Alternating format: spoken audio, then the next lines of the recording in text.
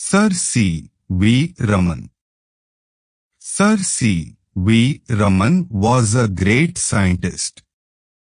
He was awarded the Nobel Prize for his work on scattering of light and his discovery of the effect of light rays, Raman effect. The government gifted him 25 acres of land to carry out further research work. Raman Institute was the grandchild of Sir C. V. Raman. Sir C. V. Raman was born on 7th November 1888 in Trichy. He was the son of Chandrasekhara Iyer and Parvati Ammal. Chandrasekhara Iyer was a professor of physics at Hindu College, Visakhapatnam. Raman studied there at the Hindu College High School. He was very much interested in science from his boyhood days. Even as a boy, he had made the model of a dynamo. During his school days, he borrowed science books from college students and read them. Thus, from his early days, he showed great interest in science. Unfortunately, he used to fall sick every now and then, and he was not able to attend school regularly. In spite of his poor health, he got I class in his matriculation examination when he was only a boy of 12. He passed the intermediate examination from Hindu College and joined Presidency College, Madras for his BA. His relatives wanted him to give up science and take history and economics as his special subjects for BA. Since Raman had made up his mind to study science, he took physics. He passed his BA securing the first rank and a number of prizes. He passed his MA in January 1907. After his MA, Raman wanted to go to the United Kingdom for higher studies in science. But his health broke down again, and he could not go. This was the greatest disappointment in his life. His relatives asked him to give up his study of science and take a competitive examination in Calcutta in history and economics. Raman did so and got along well with his new subjects. He got the first place in the competitive examinations and was appointed Deputy Accountant General in 1907 at Calcutta. His relatives perhaps felt happy to see that Raman had settled down well in life. But Raman was not happy. How could a scientist like Raman put up with the life of a Deputy Accountant General? He felt like a fish out of water in his new post. But he still had hopes of becoming a scientist and was waiting for an opportunity. Even as Deputy Accountant General, Raman mixed with scientists and took interest in science. One day, while returning from his office, he saw a banner outside a building on which was printed the Indian Association of Scientists.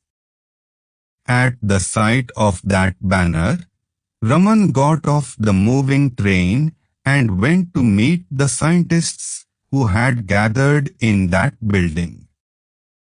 Some time later, when he was in Rangoon, he learnt that an institution had bought a piece of modern scientific apparatus. He hurriedly put on his clothes and went to have a look at it.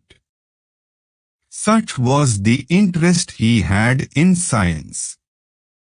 In 1911, Raman was appointed Special Accountant General for Posts and Telegraphs in Calcutta. But when he was offered the post of professor at Calcutta University, he jumped at that offer and accepted the post gladly. After working at Calcutta University for 15 years, he became the director of the Indian Institute of Science in Bangalore. The Raman Research Institute was started in 1948.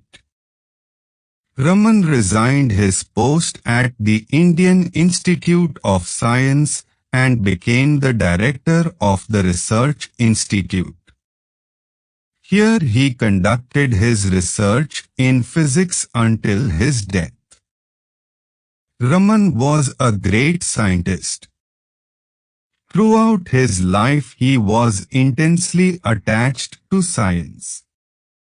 For the sake of science, he gave up the highly paid post of the Special Accountant General and accepted a professorship at Calcutta University.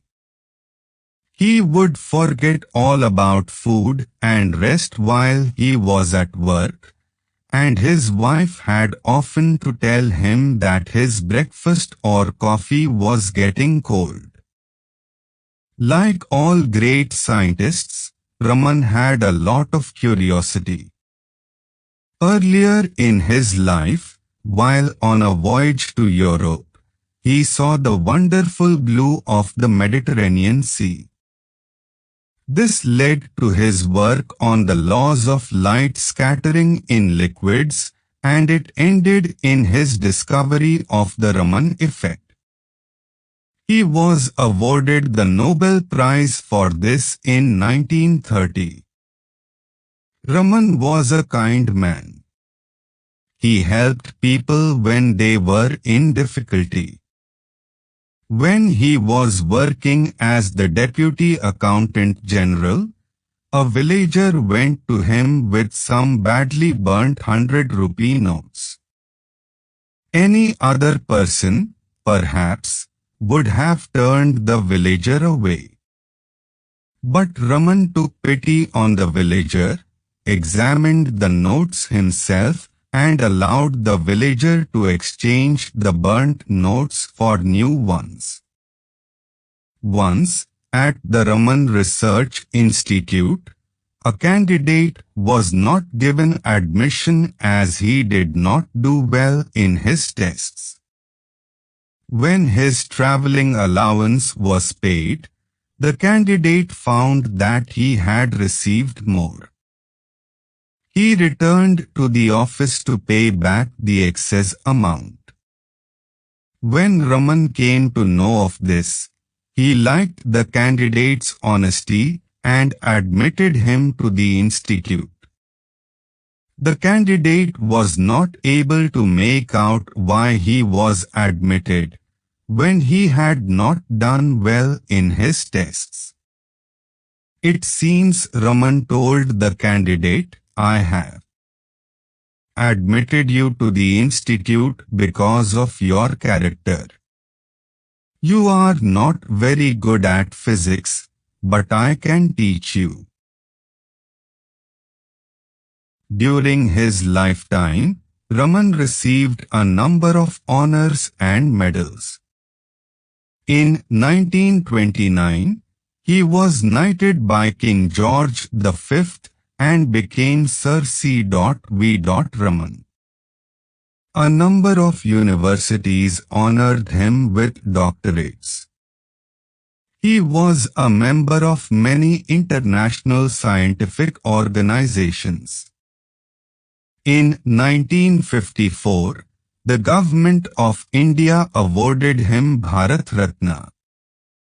In 1957, the Soviet Union honored him by awarding the International Lenin Prize. Raman died on 21st November 1970 at the age of 82. In his death, India lost one of her great sons, and the world, a great scientist.